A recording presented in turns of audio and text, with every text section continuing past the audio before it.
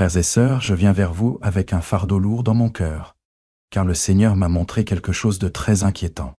L'ennemi s'est glissé dans la maison de Dieu, pas avec des cornes, ni avec du feu, mais avec de la musique. Oui, de la musique. Des chants qui ont l'air saints, des chants qui ont l'air innocents, des chants qui portent même le nom de Jésus, mais dont les racines sont empoisonnées. L'Esprit de Dieu nous avertit dans 2 Corinthiens 11, 14.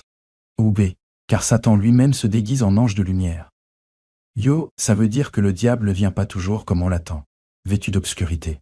Parfois, il se déguise en adoration. Et aujourd'hui, dans les églises du monde entier, des chrétiens élèvent la voix sur des mélodies et des paroles que le ciel n'a pas écrites, mais que l'enfer a inspirées. Réveille-toi, Église, ce n'est pas une affaire anodine. L'adoration, ce n'est pas du divertissement. Ce que tu chantes façonne ce en quoi tu crois. Ce en quoi tu crois, façonne ta manière de vivre. Et quand le diable écrit la chanson et que l'Église la chante, le piège est déjà tendu. Ce que je m'apprête à révéler dans ce message ça va te choquer. Ça peut te déranger, mais c'est nécessaire pour ton âme, pour ta famille, pour ton éternité. Ne tourne pas le dos. N'endurcis pas ton cœur, parce que les chansons que tu chantes sont peut-être justement les chaînes qui te retiennent. Et dans un instant, je vais te montrer comment. Frères et sœurs, écoutez-moi bien.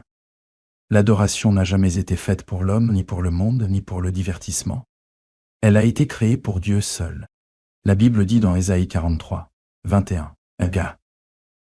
Le peuple que j'ai formé pour moi-même, c'est pour proclamer ma louange. Yo, tu vois, toi et moi, on a été créés pour une seule chose avant tout. Glorifier le Dieu vivant. Depuis le début, adorer c'était sacré. Quand Adam se baladait dans le jardin, juste sa respiration, c'était déjà de l'adoration.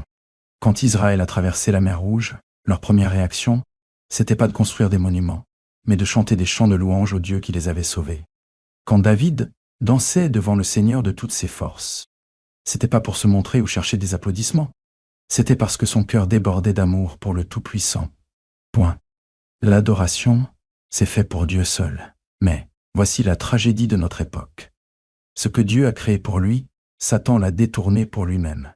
Le diable sait que l'adoration c'est puissant. Il sait que la musique est une porte vers l'âme. Il sait que ce que tu chantes façonne ce en quoi tu crois, et ce en quoi tu crois détermine ta façon de vivre. Alors il s'est glissé dans l'Église, non pas en faisant taire l'adoration, mais en la corrompant. Réfléchis un peu. Satan était autrefois responsable de l'adoration au ciel. Ézéchiel 28 le décrit comme le chérubin honte, orné d'instruments faits sur mesure, jusqu'au plus profond de son être. Mais la fierté est entrée dans son cœur. Il voulait l'adoration qui revient seulement à Dieu. Il est tombé, mais son désir d'adoration n'est jamais mort. Aujourd'hui encore, il aspire à ce qui ne lui appartient pas. Il désire toujours les chants qui sont réservés au Seigneur. Et tragiquement, beaucoup d'églises lui livrent ça, sans le savoir, mais volontairement. Comment? En transformant l'adoration en spectacle, en déplaçant le focus de Dieu vers l'homme. En remplaçant les chants qui exaltent la sainteté de Dieu par des chants qui exaltent nos émotions. Frères et sœurs, adorer, ce n'est pas une question de ce que te fait ressentir une chanson. C'est plutôt comment elle le glorifie. L'adoration, ce n'est pas tes émotions, c'est sa gloire. Ce n'est pas le rythme, la scène ou les lumières. C'est le trône du ciel. Pourtant, dans les églises du monde entier, on voit une tendance dangereuse. Les paroles qui autrefois proclamaient la grandeur de Dieu parlent maintenant de l'expérience humaine. Au lieu de déclarer sa majesté, elles parlent de nos humeurs. Au lieu de nous appeler à la repentance, elles nous invitent à nous réconforter. Et même si les mélodies peuvent sembler, c'est beau, mais la vraie question c'est, qui est glorifié, Dieu ou l'homme? Le diable est rusé. Il ne va pas filer à l'église des chansons ouvertement mauvaises. Non, il les déguisera. Il emballera des demi-vérités dans des refrains accrocheurs. Il jouera sur les émotions pour contourner le discernement. Point. Il fera en sorte que le culte soit agréable, mais il en videra la vérité. Et quand l'Église commence à chanter des chansons qui glorifient l'ego au lieu de Dieu, Satan sourit, parce qu'un culte qui ne glorifie pas Dieu glorifie automatiquement lui. Souviens-toi quand Jésus a été tenté. Dans le désert, le diable lui montra tous les royaumes du monde et lui dit « Hey quoi tout ça, je te le donnerai si tu te prosternes et m'adores. » Yo et Jésus répondit « Ego il est écrit, tu adoreras le Seigneur ton Dieu, et tu ne serviras que lui. » Yo donc, Matthieu 4, 7, l'adoration, c'est à Dieu seul que ça revient. Point final. Tout le reste, c'est de l'idolâtrie. Alors je vous demande aujourd'hui, frères et sœurs, qu'est-ce que vous chantez? Les chansons sur vos lèvres glorifient-elles Dieu ou divertissent-elles les hommes? Est-ce qu'elle exalte sa sainteté, sa majesté, son sacrifice? Ou est-ce qu'elle se concentre sur vos sentiments, tes désirs, ton confort? Parce que le culte centré sur nous, c'est pas du vrai culte. C'est de l'idolâtrie déguisée en chanson. Comprends bien ça. Le vrai culte, ça transforme. Quand tu adores Dieu en esprit et en vérité, les chaînes se brisent, les cœurs s'adoucissent, les démons s'enfuient et le ciel touche la terre. Mais le faux culte, ça corrompt. Quand tu chantes les chansons du diable même à l'église, tu ouvres la porte à la tromperie, à l'esclavage et aux ténèbres. C'est pour ça que la Bible nous prévient dans Jean 4, 23-24. Obéis leur vient, et c'est maintenant, où les vrais adorateurs adoreront le Père en esprit et en vérité. Car le Père cherche des gens qui l'adorent ainsi. Dieu est esprit, et ceux qui l'adorent doivent l'adorer en esprit et en vérité. Ne vous laissez pas tromper, l'Église. Dieu ne se laisse pas impressionner par la taille de la chorale, le talent des musiciens ou la mise en scène. Il regarde le cœur, et un cœur qui adore vraiment l'exaltera toujours, lui seul. Frères et sœurs, je vous en supplie, remettez l'adoration à sa juste place. Regardez bien les chants que vous chantez. Demandez-vous, est-ce que cette chanson glorifie Dieu? Est-ce que ça apporte de la sainteté, ou est-ce que ça me glorifie? Est-ce que ça met en avant sa parole, ou est-ce que ça la déforme? Est-ce que ça élève mon regard vers le ciel, ou est-ce que ça me fait rester centré sur moi-même? Parce qu'au final, l'adoration a été créée pour Dieu seul. Il ne partagera pas sa gloire avec quelqu'un d'autre. Pas avec des idoles, pas avec des célébrités, pas avec soi-même, et encore moins avec Satan. Réveille-toi, Église, veille au chant que tu laisses entrer dans la maison de Dieu. Protège la pureté de l'adoration. Car l'enlèvement approche, et quand la trompette sonnera, seuls ceux qui auront donné leur louange pleinement seront là. À l'agneau, il s'élèvera avec lui. L'adoration, c'est faite pour Dieu seul. Donnons-lui ce qui lui revient de droit. Frères et sœurs, écoutez bien parce que c'est l'une des tactiques les plus dangereuses du diable. Satan ne débarque pas toujours en rugissant comme un lion. Souvent, il vient chuchoter comme un serpent. Il ne détruit pas toujours l'adoration avec des blasphèmes évidents. Parfois, il la corrompt avec des paroles subtiles. La parole de Dieu nous met en garde dans 2 Corinthiens. Satan lui-même se déguise en ange de lumière, vous comprenez? Il se déguise, il cache la vérité, il la déforme juste assez pour que ça ait l'air vrai, mais ça te mène en erreur. Et c'est exactement comme ça qu'il s'est infiltré dans les chants d'église. Avant, les chants qu'on chantait à l'église étaient pleins d'écriture. Les hymnes parlaient de la croix, du sang, de la résurrection, de la sainteté de Dieu. Ils appelaient les pécheurs à la repentance et les saints à la sainteté. Mais aujourd'hui, beaucoup de chansons, subtiles, douces, pleines d'émotions, sont devenues les outils mêmes que l'ennemi utilise pour distraire les croyants de la vérité. Comment Satan fait-il ça? Avec des paroles qui sonnent bibliques mais ils sont vides de puissance, des paroles qui te font te sentir bien mais qui ne glorifient pas Dieu.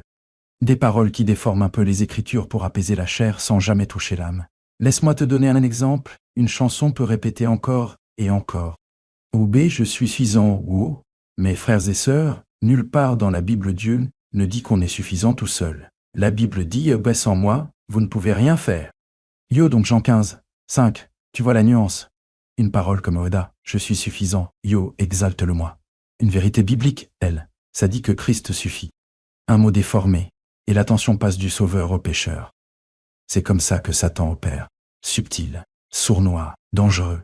Un autre exemple, des chansons qui disent que Dieu veut juste que tu sois heureux.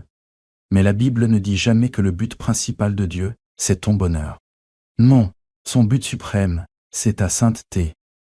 Hébreux 12, 14 dit « Et gars sans la sainteté, personne ne verra le Seigneur. » Yo, pourtant, ces paroles nous donnent un Dieu qui nous sert au lieu que ce soit nous qui le servions. Ce n'est pas de l'adoration, c'est de l'idolâtrie déguisée. Et voilà, faites gaffe. Satan n'enlève presque jamais toute la vérité. Non, il la mélange, comme il l'a fait dans le jardin d'Éden quand il a dit à Ève « Oh, est-ce que Dieu a vraiment dit ?» Il citait Dieu, mais il déformait ses paroles. Dans le désert, Satan a même cité les Écritures à Jésus, mais il les a mal utilisées. Aujourd'hui, il fait pareil à travers les chansons, en sortant un verset de son contexte, en répétant une demi-vérité, pendant que la mélodie cache le poison dessous. Frères et sœurs, c'est pour ça que le discernement est super important. On ne peut pas chanter une chanson juste parce qu'elle est à la mode, radio-chrétienne. On ne peut pas accepter une chanson dans nos églises juste parce qu'elle nous donne des frissons. Il faut se demander, est-ce que les paroles correspondent à la Bible? Est-ce que cette chanson glorifie le Christ? Ou est-ce qu'elle me glorifie moi? Est-ce qu'elle me rapproche de la parole ou est-ce qu'elle ne fait que toucher mes émotions? Parce que la musique peut autant exciter la chair que l'esprit. Réveille-toi, Église. Les paroles subtiles sont plus dangereuses que les mensonges flagrants parce qu'elles passent inaperçues.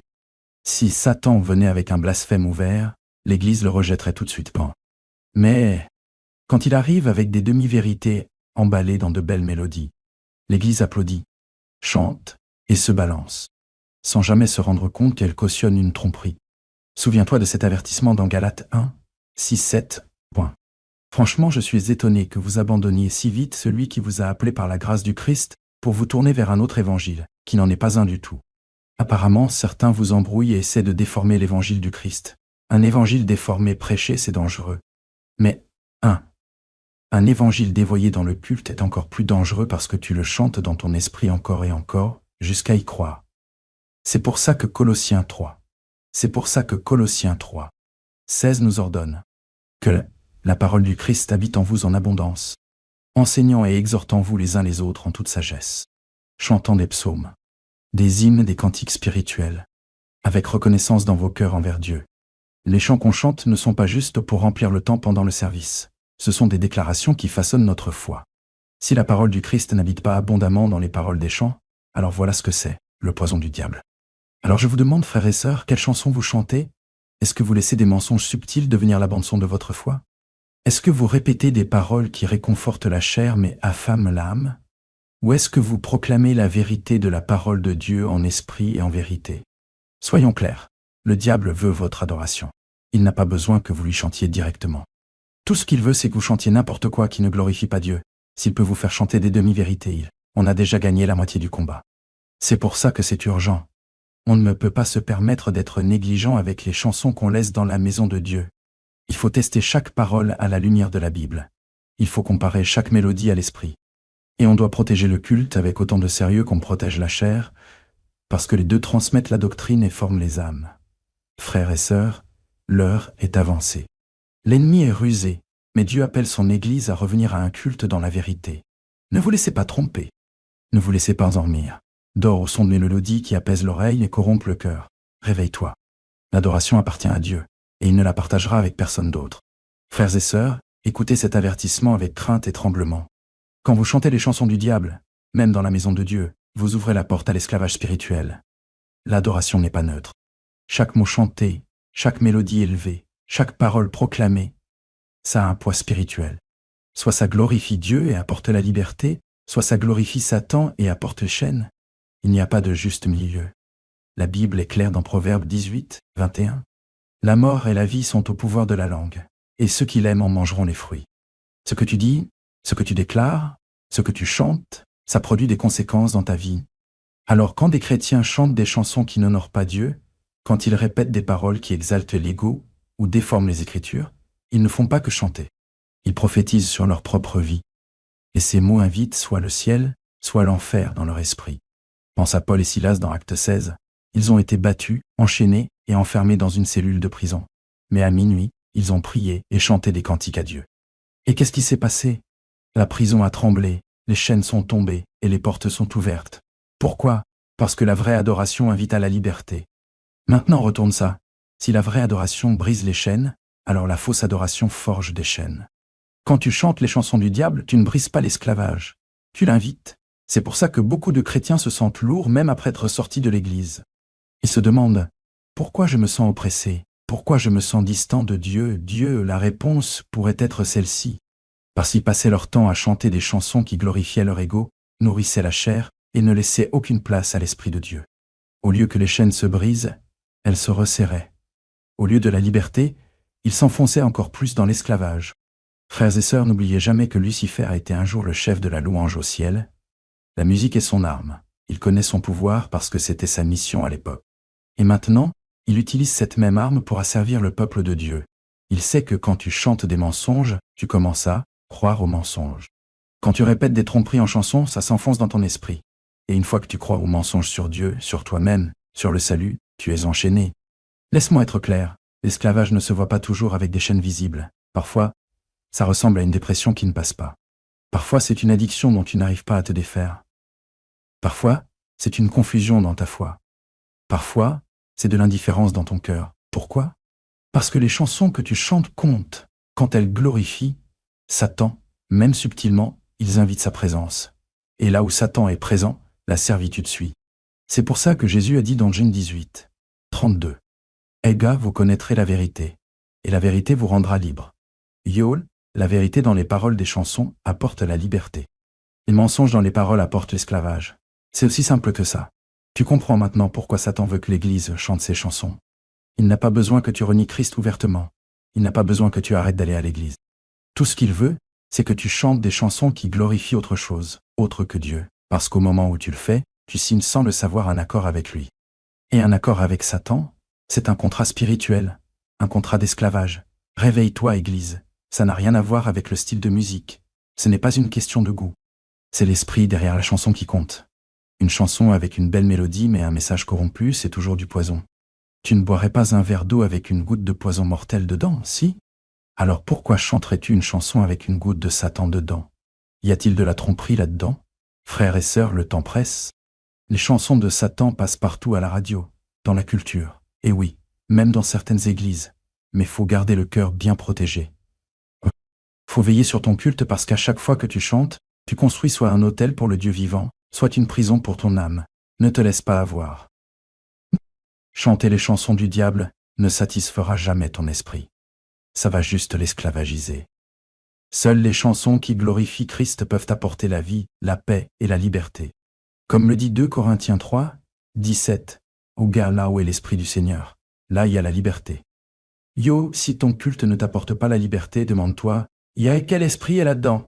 Yo alors, je vous en prie mes chers, choisissez bien les chansons que vous chantez, que vos lèvres ne prononcent que la vérité de la parole de Dieu, que votre adoration élève seulement le nom de Jésus, lui seul brise les chaînes, lui seul délivre, lui seul sauve, et lui seul mérite chaque chant. Ne chantez pas la chanson du diable, n'invitez pas l'esclavage dans votre vie, élevez votre voix vers le Seigneur, adorez-le, en esprit et en vérité. Et vous connaîtrez la liberté que seul le Christ peut donner. Frères et sœurs, la parole de Dieu appelle l'Église l'épouse du Christ.